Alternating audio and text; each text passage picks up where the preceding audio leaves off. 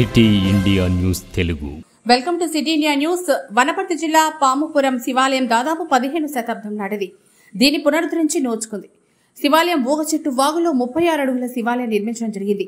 ఇక్కడికి చుట్టుపక్కల జిల్లాల వారు రావడం జరుగుతోంది. ప్రతి మహాశివరాత్రికి అభిషేకం, ప్రత్యేక పూజలు జరపడం జరుగుతుంది. ప్రతి అమావాస్యకి ఇక్కడ అన్నదానం నిర్వహించడం జరుగుతోంది.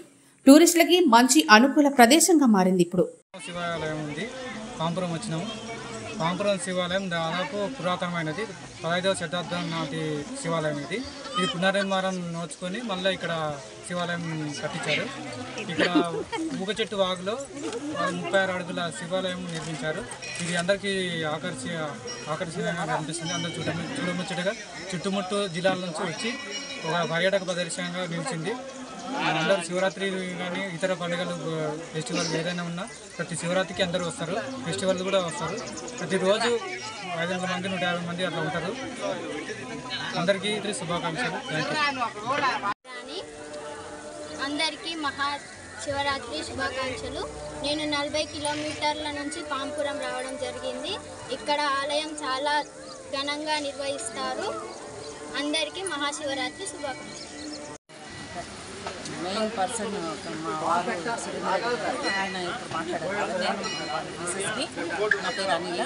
ఈ హిస్టరీ చెప్పినట్టు సార్ చెప్పినట్టు అది చాళుక్య రాజుల కాలంలో ఇక్కడ నిర్మితమైనట్టుగా మనకు శిలాశాసనాల ద్వారా ఆర్కియాలజీ డిపార్ట్మెంట్ వాళ్ళు చెప్పడం జరిగింది. ఆ శిలాశాసనాలు కూడా ఇక్కడ మనం పెట్టడం జరిగింది. అప్పుడు దొరికిన ఏవైతే విగ్రహాలు ఉన్నాయో అన్నీ కూడా డిస్ప్లే మనకు వచ్చిన వాళ్ళకి దర్శనానికి అవి కూడా మనం మధ్యలో పెట్టడం జరిగింది.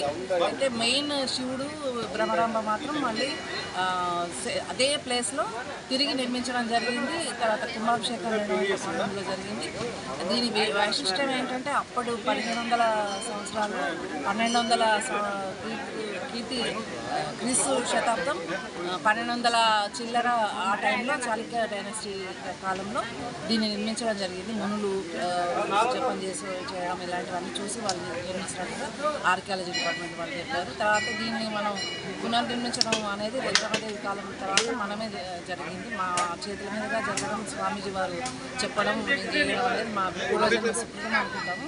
ఎందుకంటే కొత్తవి కట్టడం కాదు, పాత దేవాలయాలు ఏవైతే ఉన్నాయో పురాతన దేవాలయాలు వాటి వైశిష్టం చాలా ఉంటుంది. వాటి ప్రాముఖ్యత మనం వాటి యొక్క వైశిష్టం ఉండడం వల్ల వాటి మహత్యం అనేది మనకు దర్శనం ద్వారా మనకు మంచి ఫలితాలు వస్తాయి. మనకు దర్శనం చేయడం వల్ల ఈ 2019 తర్వాత ఈ 2024లో ఈ శివరాత్రి మహోత్సవాలు జరుగుతున్నాయి. ఇక్కడ మొత్తం అంతరాలయంలో మెయిన్ శివలింగం యొక్క అభిషేకం చేయడం అనేది పామరుడు కూడా ఈరోజు చేసుకోవచ్చు అన్నమాట. మిగతా రోజుల్లో చేయడానికి లేదు కాబట్టి స్వామీజీ వారు అలా చెప్పడం వల్ల మేము శివరాత్రి రోజు మాత్రమే అలా చేస్తాం. కాబట్టి చాలామంది వస్తారు. ఇప్పుడు ఈవినింగ్ వరకు ఇంకా ఎక్కువ ఉంటుంది.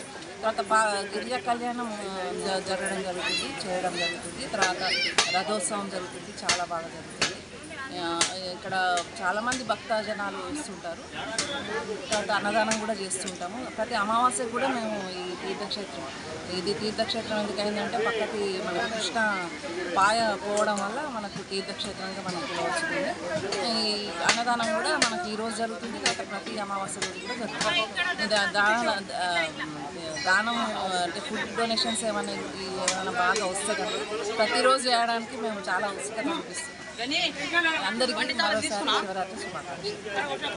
జై గురుదత్త. పామపుర గ్రామానికి చేసిన భక్తజనానికి మా టెంపుల్ తరఫున మహాశివరాత్రి శుభాకాంక్షలు తెలియజేస్తూ, ఈ గుడి చాళుక్య డైనాసిటీలో సుమారు 1500 సంవత్సరాల క్రితం నిర్మించబడింది. దాని తర్వాత రుద్రమదేవి 750 సంవత్సరంలో పునర్నిర్మించింది. తర్వాత 2019లో శ్రీ వెంకట సత్యనారాయణ స్వామి మైసూర్ దత్త పీఠాధిపతి గారుతో పునర్నిర్మించి డిఆర్ఆర్ ట్రస్ట్ వారిచే పునర్నిర్మించి వారితో ప్రారంభోత్సవం చేయడం జరిగింది.